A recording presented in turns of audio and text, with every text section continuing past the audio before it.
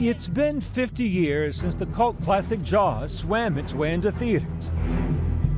And fanatics from all over the world still want a bite. We're here for the Jaws 50th. Been a big fan forever. Always been on my bucket list. I saw Jaws as a kid in France, which was known as the teeth of the sea, and it changed my life. Hundreds of superfans traveling here to Martha's Vineyard, the stand-in for the fictional Amity Island where Jaws is set, to celebrate the big anniversary. Jaws is my favorite movie of all time, so much so that I actually named my daughter Amity after Amity Island.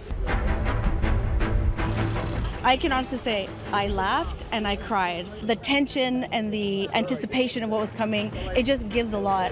It's been amazing. Everywhere you go, there are people dressed up in their Jaws outfits. We've got Orca boat in the harbor. We've got a replica of Brody's truck that's been driving around. The summer of 1975 was the season of the shark. Directed by then relatively unknown Steven Spielberg, Jaws became a monster phenomenon. You gonna sleep well tonight? No. Sinking its teeth into the box office, making more than $260 million in the initial run here in the U.S., about $1.5 billion in today's currency. Before Jaws, the assumption was people didn't want to go to the movies in the summer. They wanted to be outside playing baseball, having picnics, swimming. Jaws paved the way for really every big summer blockbuster that followed afterwards. It was arguably Spielberg's sink or swim moment. Had the movie tanked, his career could have gone along with it. Instead, it emerged from the deep to quickly become a global sensation. With those unforgettable two notes and terrifying scenes, striking fear into the hearts of beachgoers. Scared to go in the water.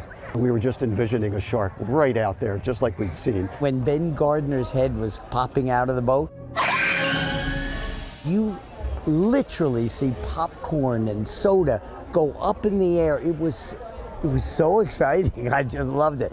I think we all have the favorite line of, you're gonna need a bigger boat. You're gonna need a bigger boat.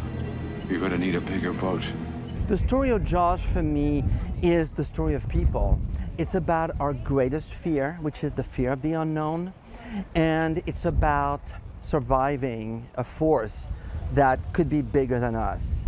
That force was a 25-foot-long shark that terrorizes a small beach resort town, until three unlikely people team up to take it down.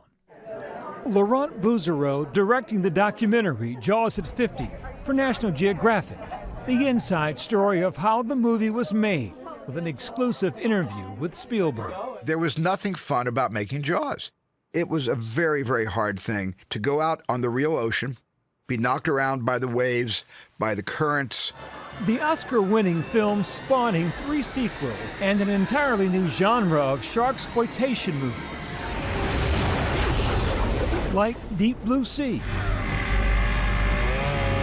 and even campy horror comedies like Sharknado.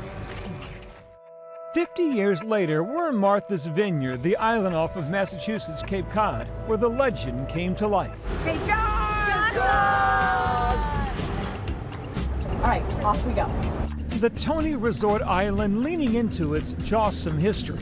And what better way to celebrate Jaws than to see exactly where it was filmed? Like here at Chief Brody's home, which has had quite the facelift since filming. Or at this lighthouse. Or at the famous Jaws Bridge, where it's now become a local tradition to jump off of it. So we're here to celebrate 50 years since Jaws. What does that say to you? That I've been dead for 50 years? Okay. Jeff Voorhees helps run the ultimate Jawsome tour. Just let me go out a little longer. Just 10 more minutes. Then a newly minted Islander, Jeff was 12 when he starred as Alex Kintner, the legendary shark's youngest victim.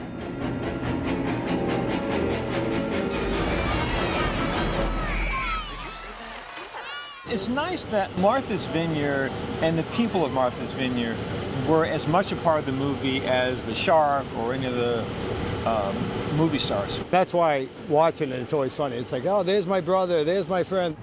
This is our little family corner, and that's myself as a kid. Todd Rebello, also an extra in the movie, along with his older brother Chris, who played one of Chief Brody's sons.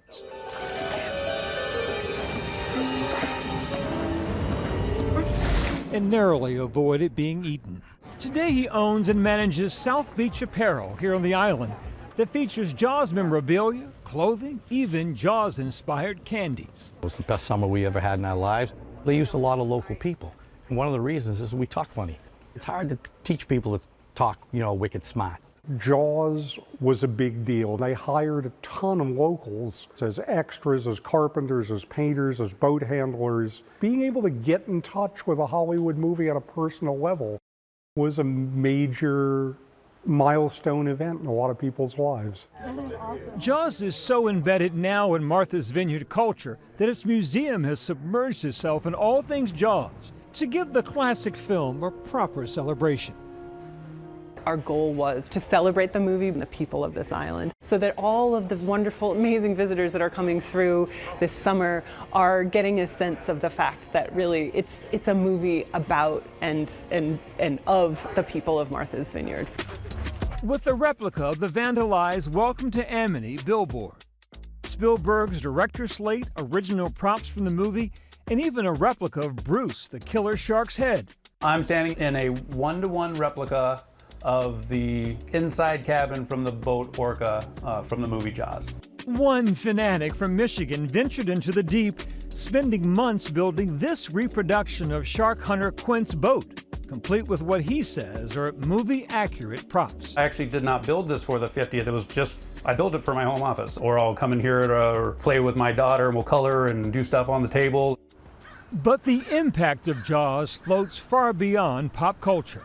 The legacy of Jaws is that people know how fascinating sharks are. Why are sharks important to the ocean? You need great white sharks in the ocean to keep the balance of life. Wendy Benchley is a marine and environmental conservation advocate and the widow of Jaws author Peter Benchley, who also co-wrote the screenplay. For many people, Jaws is a movie about a shark. For others, it's a movie about the human condition. Yeah. What's it for you?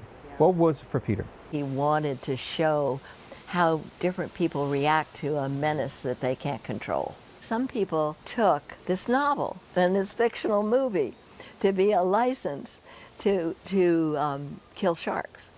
Even today, fear still lingers among some beachgoers over shark bites, though experts say you're more likely to get struck by lightning. But Wendy, a passionate defender of sharks, says the tides are turning.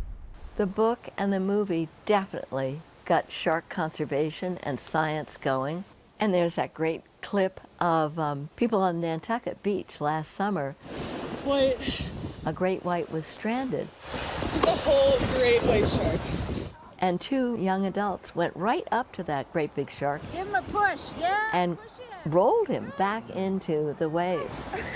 While it's best to let professionals handle beached wildlife, the urge to help these creatures shows a change in attitude toward them.